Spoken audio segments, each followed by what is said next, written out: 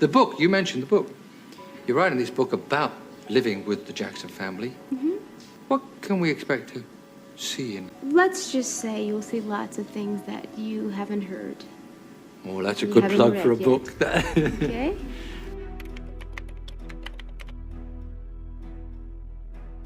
But it's a story that we lived. I call it the life of a lie that we lived, because we always had to smile for the public. Yes. But inside there was so much pain. My father beat me, and he beat me, and he beat me, and then he threw me in the bathroom, and he closed the door.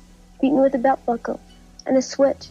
He would take guns and put them to our heads and pull the trigger all the time until the day I left home. He would take matches and burn our toes, and he would laugh, and we couldn't do anything. You can't say no because he beats you. You can't. Yeah. And it's bad because he would always tell me that I was nothing and I never will be nothing. Yeah. And I always remember these words. He beat me. I didn't know why, because when you're young, you don't understand. But it was because I didn't speak up and talk in school. And the reason for that is because I saw so much going on inside the house.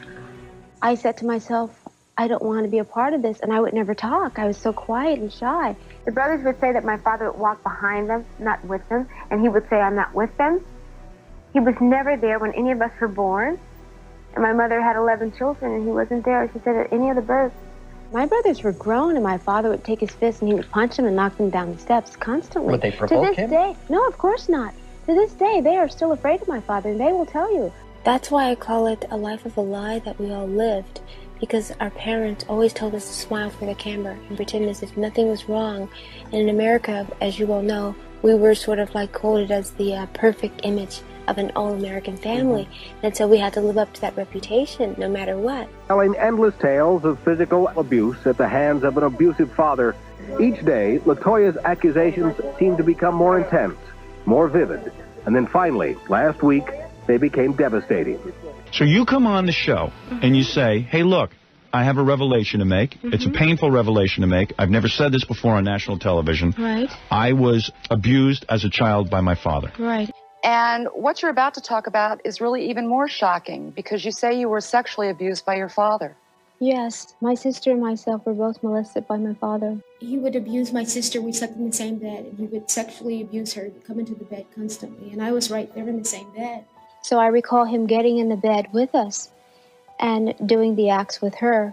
And eventually my sister just decided that she wanted to leave home, that she could not deal with it anymore, so she left home. And that's when he started sexually abusing me when she left home. And Ruby picked up the phone and she called the police one time, I recall, as a young girl.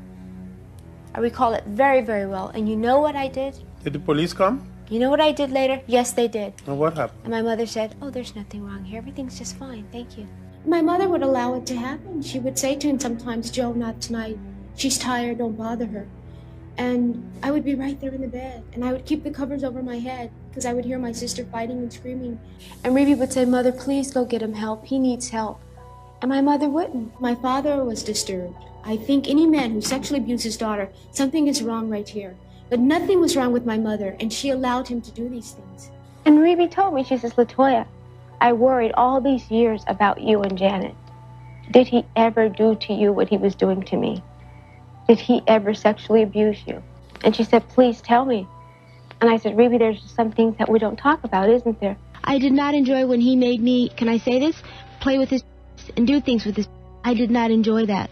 But that's something that went on. That's something that took place in our household. Did you put that in the book? The sexual abuse is definitely in my book. You have to read between the lines. I didn't elaborate. That you don't write about in the book. You allude to it, that your sister Ruby left. I touch it very lightly because it's something that the book company did not want to really elaborate on because they felt that it would be infringing on someone's personal life. It's a very touchy subject, and it's dealing with my sister, and I wasn't able to talk about myself just yet. You have to be ready to come out and talk about these things.